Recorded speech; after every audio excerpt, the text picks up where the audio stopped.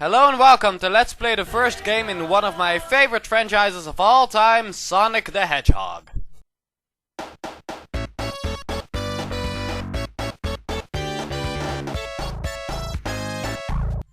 This game is all about going fast, gaining speed, but not just gaining that speed, no, you need to earn that speed. You can't just press a boost button to instantly go fast, well, not right now at least. No, you're gonna get that speed the old physics-based way. You need to build it up, go faster downhill, go slower uphill because, you know, gravity and shit. To make it easier to gain speed, you can roll into a ball by pressing down when running. Though once you start rolling, there's no stopping until you come to a complete halt. Unless, of course, you get in midair and then land, because that also cancels out the rolling. But you also lose most control when going into a ball. You can hold back in the D-pad to slow yourself down, but momentum will resist it. But it's the way to go fast in this game, so you're not limited by the physical limitations of leg movement. We are collecting rings right now. Rings are our health bar. When we get hit once, we lose all of our rings, and if you get hit without any rings, you die. And having 50 rings by the end of the level will cause this giant ring to appear, which will teleport us to a special stage. Collecting 100 rings will also get you an extra life, but going into the special stage ring will transport you to this fucked up place. Welcome to Sonic's acid trip. Oh sorry, I mean the special stage. Here you have to go through this crazy ass shit to get a Chaos Emerald that's located at the very end. Collecting all 6 of the Chaos Emeralds will do nearly nothing except slightly change the ending.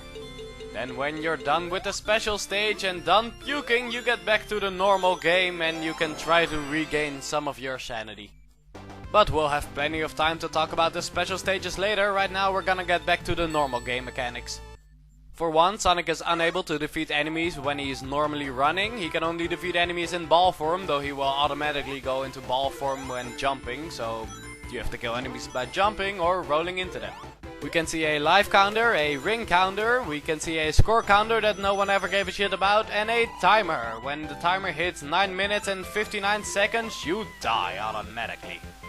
Throughout the levels we can also find monitors, which we are going to run into right now. This is a invincibility monitor, which grants us invincibility. This pole we're about to run into right now is a checkpoint. If we die, we go back there. Back to the monitors, there are also ring monitors, which get you 10 rings. 1-up monitors to get you an extra life, and speed tube monitors to get you going by increasing your normal running speed. My god, I need a glass of water. Trying to get all this information out as fast as possible is not easy.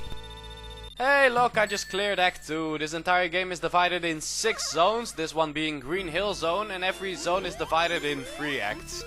There will not be a special stage at the end of Act 3, even if you do have 50 rings, because then there will be a boss fight. A boss fight with who, you might ask? Well, it's the scientist of non-specific science, Dr. Ivo Robotnik, aka Eggman.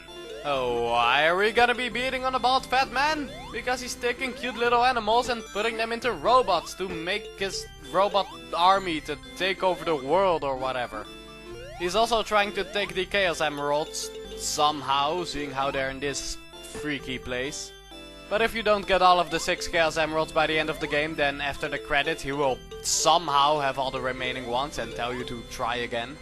But I don't stand for that shit and I'm not gonna let it happen.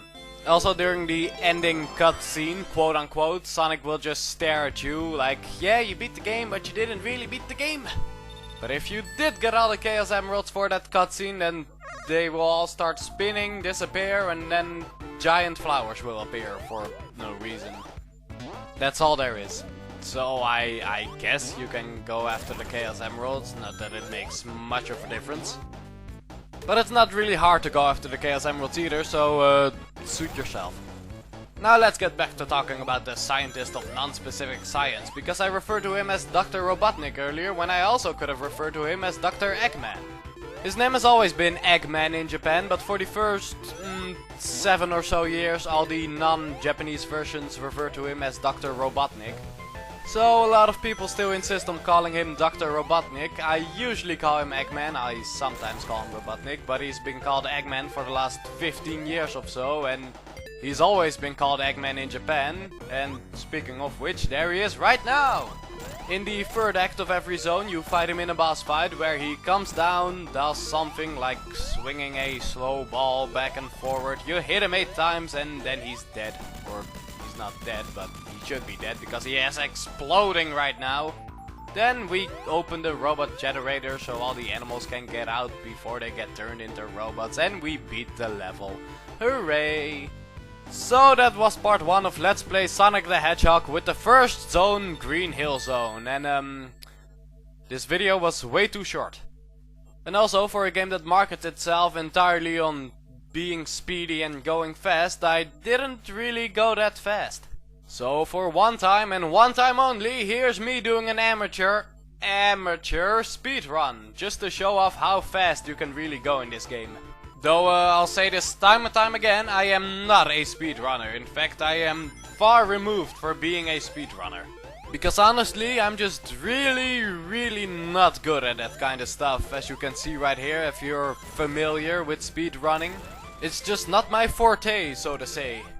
Even when I just try to finish a game as fast as I can just for the hell of it, I fuck up all over the place and get distracted by shiny things. I'm just worse than bad at that sort of stuff. You see, I cleared Green Hill Zone in 29 seconds. That's amateur speedrun, ladies and gentlemen. That's... People probably finished this zone in like 15 seconds before. Again, I'm more so trying to show off how fast you can clear levels in this game just by trying hard enough. In Sonic the Hedgehog, even I can pretend to be a speedrunner. And everything you're seeing right here is attempt number, let's say, 497. Notice how my score is actually different as it was in the previous act. And for my doing, I'm actually kind of proud to how this turned out. Again, for my doing. Though the stuff I'm proud of is mostly bouncing chains that happened by complete accident. And may I repeat, attempt number 497. I think I was there for like 8 minutes just for 27 seconds of footage. 27 seconds, that's actually kinda good. I know I'm being overly proud at myself, but this is an accomplishment for me. And I've been playing this game for how many years? Also, I kinda needed to do this because, well, otherwise this entire video was like 5 minutes long, and that's just too short. No corner cutting in this corner. And keep in mind, those 5 minutes was mostly me trying to purposely do the longer paths instead of, well, trying to clear the level as fast as possible. Also, pro tip, especially in the first game of this franchise, roll into a ball as much as possible, because Sonic actually has a speed cap. There's a limit to how fast he can run when he's not rolling into a ball. They take it out in later games, and the only reason it was there in the first place is because the main programmer actually got motion sickness. So there's your little random trivia for the first part. Don't worry, there's a lot more to come in the later parts. But for now, join me in those later parts when we actually progress with the game in part 2 of Let's Play Sonic the Hedgehog. See you then.